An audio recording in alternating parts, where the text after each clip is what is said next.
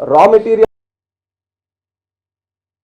అనేక సందర్భాల్లో దాని గురించి ప్రస్తావించి ప్లాంట్ని ఎట్టి పరిస్థితుల్లో ఆదుకోవాలి, కేంద్రానికి మన ఆంధ్రప్రదేశ్ రాష్ట్రంలో ఉన్నటువంటి ఈ ప్లాంట్కి ఉన్నటువంటి ఆ ప్రాముఖ్యతని తెలియజేయాలని ఎన్నో సందర్భాల్లో మాట్లాడాం.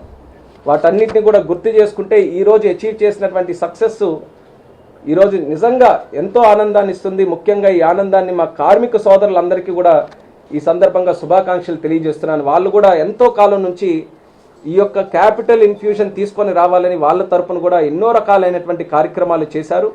వాటన్నిటిని గుర్తిస్తూ గౌరవిస్తూ ప్రధానమంత్రి గారు కూడా ఈరోజు మంచి నిర్ణయం తీసుకున్నారు. కాబట్టి ఎన్ని రకాలుగా ఆయనకి ధన్యవాదాలు చెప్పినా తక్కువే అనేది సందర్భంగా తెలియజేస్తున్నాను. అయితే ఇందులో ముఖ్యంగా గమనించాల్సినటువంటిది, మొన్ననే విశాఖపట్నం కూడా ప్రత్యేకంగా ప్రధానమంత్రి అయిన తర్వాత అధికార కార్యక్రమం మొట్టమొదటిది మన ఉత్తరాంధ్ర ప్రాంతం. విశాఖపట్నంలోనే ప్రధానమంత్రి గారు కూడా వచ్చారు. అప్పుడు 2 లక్షల కోట్లకు పైగా ఉన్నటువంటి పెట్టుబడులు మన ఉత్తరాంధ్ర ప్రాంతంలో విశాఖపట్నం ప్రాంతంలో మరి ఆ రోజు శంకుస్థాపన ప్రారంభోత్సవం కూడా చేయడం జరిగింది.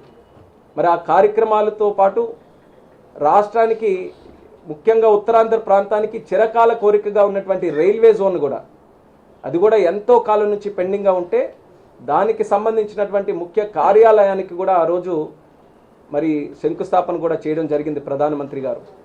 ఈ విషయాలు ఎందుకు చెప్తున్నానంటే, ఈ కొత్త ఎన్డీఏ ప్రభుత్వం మళ్ళీ రాష్ట్రంలో దేశంలో ఈ డబుల్ ఇంజిన్ సర్కార్ ఏర్పడిన తర్వాత చిరకాలంగా ఉన్నటువంటి ఈ సమస్యలన్నిటికీ కూడా శాశ్వత పరిష్కారం అందించే విధంగా 7 నెలల్లోనే ఇంత బ్రహ్మాండమైనటువంటి నిర్ణయాలు తీసుకున్నామనంటే ఎంత కమిటెడ్గా రాష్ట్ర ప్రజల పట్ల ఈ సమస్యల పట్ల ఎంత చిత్తశుద్ధితో పనిచేస్తున్నామో ఒక్కసారి తెలియజేయడానికి ఈ విషయాలన్నీ కూడా మరొకసారి ప్రస్తావిస్తున్నాను. అయితే దీనితో పాటు అమరావతి ప్రాజెక్టు కానీ, పోలవరం ప్రాజెక్టు కానీ, ఇలా రాష్ట్రానికి సంబంధించినటువంటి ఇండస్ట్రియల్ ప్రాజెక్ట్స్ కానీ, నోడ్స్ కానీ, ఏ విషయానికి వచ్చినా సరే ఆంధ్రప్రదేశ్ రాష్ట్రానికి ఒక ప్రయారిటీతో కేంద్ర ప్రభుత్వం అన్ని రంగాల్లో కూడా ముందుంచి నడిపించడం అనేది రాష్ట్ర ప్రజలు చేసుకున్నటువంటి ఒక రకంగా వాళ్ళు ఇచ్చినటువంటి తీర్పుకి అనుకూలంగా ఈరోజు ప్రభుత్వం తీసుకున్నటువంటి నిర్ణయాలను చెప్పొచ్చు. పనిచేసే నాయకులు, మళ్ళీ చెప్తున్నాను, పనిచేసే నాయకులు, ప్రజల కోసం నిత్యం శ్రమించే నాయకుల్ని ఎన్నుకుంటే దాని ప్రభావం ఏ రకంగా ఉంటుందో అనేది ఈరోజు ప్రత్యక్షంగా ఆంధ్రప్రదేశ్ రాష్ట్రంలో కనిపిస్తుంది. మరి యొక్క కార్యక్రమాలు కేవలం ఇంతవరకే కాకుండా భవిష్యత్తులో కూడా మేము చెప్పినట్టు మా ఉద్దేశం ఈ జనవరి నుంచే 2 బ్లాస్ట్ ఫర్నేస్లు కూడా ఫుల్ కెపాసిటీతో రన్ అవ్వాలి. అలాగే ఆగస్టు నాటికల్లా 3 బ్లాస్ట్ ఫర్నేస్లు కూడా ఫుల్ కెపాసిటీతో రన్ అయ్యి సుమారు 7.3 మిలియన్ టన్స్కి మనం చేరుకోవాలనే ఆలోచనతోని ఈ యొక్క క్యాపిటల్ను కూడా మనం యూటిలైజ్ చేయడం జరుగుతుంది. ఇది నిజంగా మన ప్లాంట్కి ఎన్నో సంవత్సరాలుగా పట్టి పీడిస్తున్నటువంటి సమస్యలకి ఒక మంచి సమాధానంగా ఈ యొక్క కార్యక్రమం జరగబోతుందని తెలియజేస్తున్నాం. కేంద్రం నుంచి ఏ కార్యక్రమాన్ని అయితే ఆశించామో ఆ కార్యక్రమం జరిగింది. మిగిలింది ప్లాంట్ని ఇంకా మంచి పద్ధతిలో మనం నడిపించి ఖచ్చితంగా ఒక బ్రహ్మాండమైనటువంటి పొటెన్షియల్ ఉంది. దేశంలోనే తీసుకున్నటువంటి అన్ని స్టీల్ ప్లాంట్స్లో ఒక ప్రత్యేక స్థానం మన విశాఖపట్నం స్టీల్ ప్లాంట్ ఉంటుందని మనం ఎన్ని సందర్భాల్లోనూ మనం మాట్లాడుకున్నాం. అలాగే స్టీల్ సెక్టర్ కూడా ఈరోజు కోర్ సెక్టర్. అటువంటి కోర్ సెక్టర్లో ఈరోజు ఈ యొక్క ప్లాంట్ని మళ్ళీ గుర్తించి కేంద్ర ప్రభుత్వం చేస్తున్నటువంటి సహాయ సహకారాలకు హృదయపూర్వకమైనటువంటి ధన్యవాదాలు రాష్ట్ర ప్రజల తరపున తెలియజేసుకుంటూ, ఒక మంచి కాంబినేషన్, ఒక మంచి టీం వర్క్తో రాష్ట్ర ప్రభుత్వం, కేంద్ర ప్రభుత్వం, చంద్రబాబు నాయుడు గారు, అలాగే ఉప ముఖ్యమంత్రి పవన్ కళ్యాణ్ గారు, ఇక్కడ ప్రధానమంత్రి గారు అందరూ కూడా కలిసి కట్టుగా పనిచేసి రాష్ట్రానికి చాలా మంచి కార్యక్రమాలు చేయడానికి ముగ్గురు కూడా కలిసి పనిచేస్తున్నారు. వాళ్ళ టీంలో మేమందరం కూడా చేస్తున్నాం. అలాగే మన అన్న కుమారస్వామి గారు కూడా ప్రత్యేకమైనటువంటి దృష్టి, ఫోకస్ ఈ యొక్క వైజాగ్ స్టీల్ ప్లాంట్ మీద పెట్టి ఈ కార్యక్రమం ఎంతవరకు తీసుకొని రావడానికి తను వ్యక్తిగతంగా కూడా చాలా కృషి చేశారు. ఎన్నో సందర్భాల్లో మేము క్యాబినెట్లో కలిసిన, పలు కార్యక్రమాల్లో కలిసిన ఆయన కూడా ఒక ఆంధ్రప్రదేశ్ రాష్ట్రం నుంచి వచ్చినటువంటి మంత్రి ఎంత తాపత్రయంతో స్టీల్ ప్లాంట్ని కాపాడుకోవాలన్న ప్రయత్నం చేస్తారో దానికంటే 10 రెట్లు ఎక్కువగా. ఎందుకనంటే ఆయన ప్లాంట్ తాలూకా పొటెన్షియల్ని రియలైజ్ అయ్యారు కాబట్టి ఆయన కూడా వ్యక్తిగతంగా ఈ ప్లాంట్ని ఖచ్చితంగా మనం కాపాడుకోవాలన్న ఆలోచనతో మంచి నిర్ణయాలు తీసుకొని సపోర్ట్ చేస్తున్నారు. అదే ఈరోజు శ్రీరామ రక్షగా మారింది. ఈరోజు మంచి క్యాపిటల్ ఇన్ఫ్యూజన్ జరిగింది.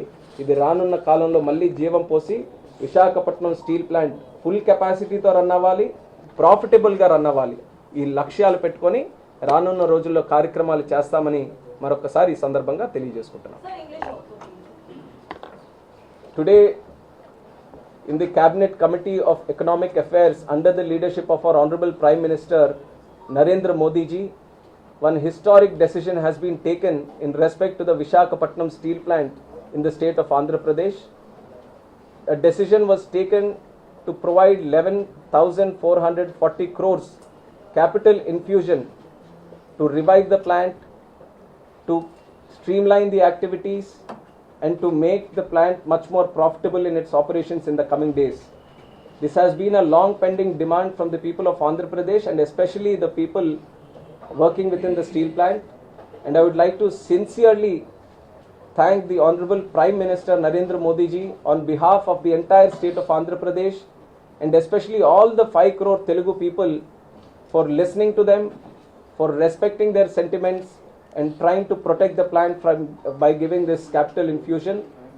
And in fact, our Honorable Chief Minister of Andhra Pradesh, Chandrababu Naidu ji, in the last 7 months, after the formation of new government in the state of Andhra Pradesh, and with the double engine Sarkar in both the state and the central government, whenever Chandrababu Naidu ji has come to Delhi to meet the Honorable Prime Minister, he has been constantly requesting for support in the Visakhapatnam steel plant.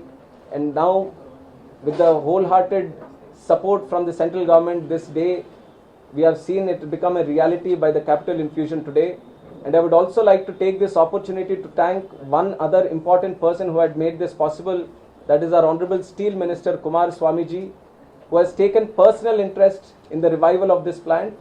Within 1 month of taking charge as Steel Minister, he has visited the plant, he has stayed there for one night, and he has spoken with the senior officials and also with the workers who are working with the plant, and completely he has went into depth into whole functioning of the plant, and he has understood the true potential of Visakhapatnam steel plant.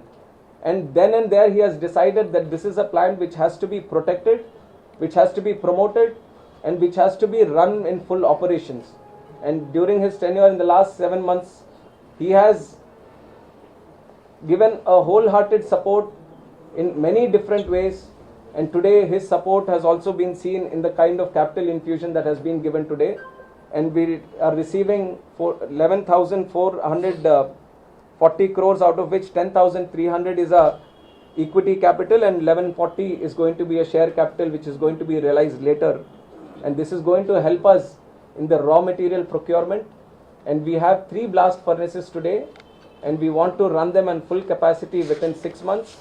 And by this month in January itself, we want it to be running in 2 blast furnaces with full capacity. And this capital infusion is definitely going to help for that. I just want to remind one historical moment where Visakhapatnam steel plant had a similar kind of problem 20 years back. And it was the time when NDA government was there in the center. And at that time, Honorable Prime Minister was Atal Bihari Vajpayee ji. And in the state, there was Chandrababu Naidu ji as the Chief Minister. And my father, Kinjarapu Yaran Naidu ji, he was the parliamentary party leader of Telugu Desam, which was also a major supporter in the NDA government.